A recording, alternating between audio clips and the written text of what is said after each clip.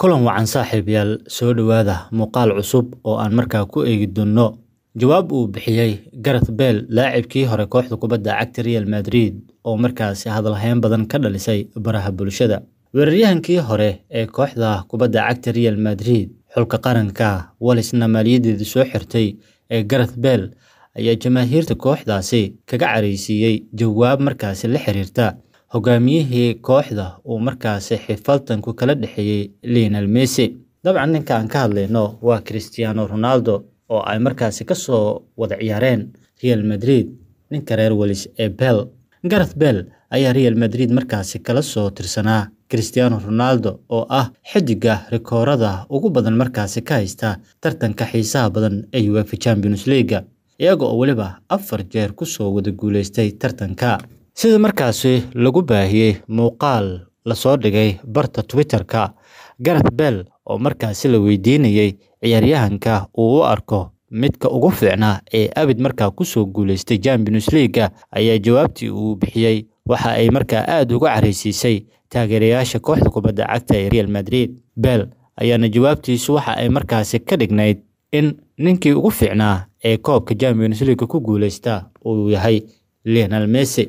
jamaahiirta baraha bulshada joogay ayaa falcelino markaasi badan oo degdeg ah waxay markaasi ka sameeyeen jawaabtaasi uu bixiyay Gareth Bale iyagoo taageerayaasha Lionel Messi helay sabab kale oo ay markaa ugu doodaan in Messi ka fiican yahay Cristiano Ronaldo, halka kuwa taageeraha u ah Ronaldo ay jexjeexeen Gareth Bale maadaama jawaab ay markaa ku farxin kuna qancin uu ka bixiyay su'aashii la weydiiyay. taageerayaasha Cristiano Ronaldo ayaa ku dooday in Bale uu yahay abalaawe isla markaana uusan waxba ahaan lahayn la'aanta Cristiano Ronaldo oo Real Madrid markaasi la joogay isla markaana ay iska soo garab ciyaareen. Ronaldo ayaa haatan markaasi ku sugan horyaalka Sacuudi Carabiya.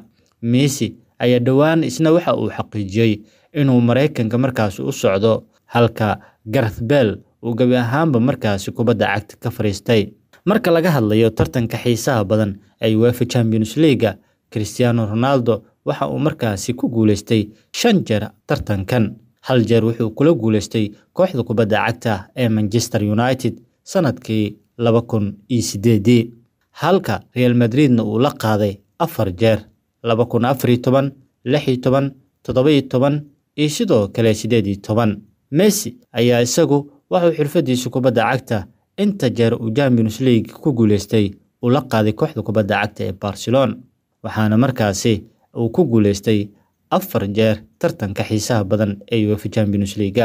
marka laga hadlayo Bale inta jeer uu markaa ku guuleystay Champions League isaguna waa 4 jeer oo ah 2014 sidoo kale 3 jeer ee xiriirka ahaa ay sidoo kale ku guuleysteen. haddaba taageerayaasha kooxda kubadda cagta Real Madrid ayaa waxa ay aad u muujiyeen sida ay markaa kaga caroodeen jawaabtii uu bixiyay ciyaaryahan Gareth Bale halka kuwa taageersan Barcelona iyo sidoo kale Lionel Messi ay aad ugu qanacsan yihiin jawaabta xidiga u soo ciyaaray Real Madrid uu ka bixiyay cidii ugu fiicneed ee ku guuleysatay Champions League maadaama uu markaa tilmaamay Lionel Messi inuu yahay. haddaba aragtidaadu waxaad noogu reebi kartaa commentiga iyadoo waliba aad aragtidaada markaa ka dhiiban karto cidii ugu fiicneed ee ku guuleysatay tartankan Champions League ma Messi mise Ronaldo.